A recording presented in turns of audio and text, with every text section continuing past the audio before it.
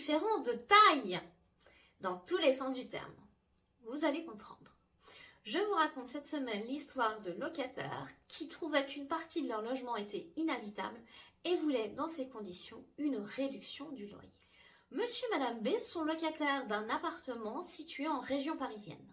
Il s'agit d'un bel appartement triplex d'une surface au sol de 96 mètres carrés, réduite à 87 mètres carrés, en pondération des surfaces en sous-sol.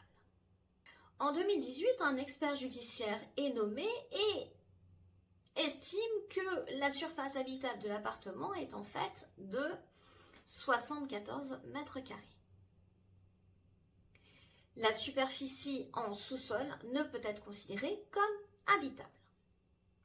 Les locataires sollicitent dès lors une réduction proportionnelle du loyer en application de l'article 3-1 de la loi du 6 juillet 1989.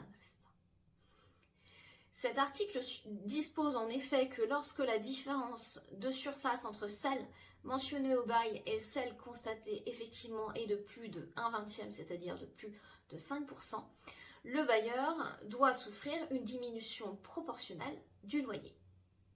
Mais le bailleur s'oppose à cette demande formulée devant un juge, estimant que la procédure prévue par cet article 3-1 de la loi du 6 juillet 1989 n'a pas été respectée.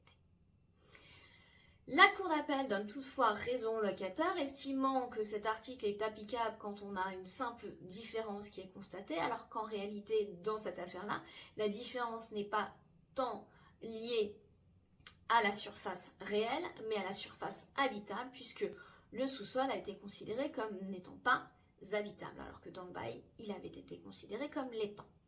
La Cour d'appel ordonne donc une réduction proportionnelle du loyer à hauteur de 16%. Mécontent, le bailleur forme un pourvoi en cassation.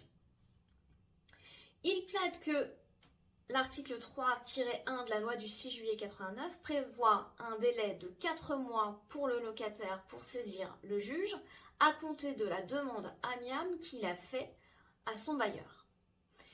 Le locataire n'ayant pas respecté ce délai, il est forclos à agir, c'est-à-dire qu'il ne peut plus formuler cette demande. À votre avis, le bailleur a-t-il obtenu gain de cause? La réponse est oui. Dans cet arrêt du 8 février 2024, la Cour de cassation casse l'arrêt d'appel.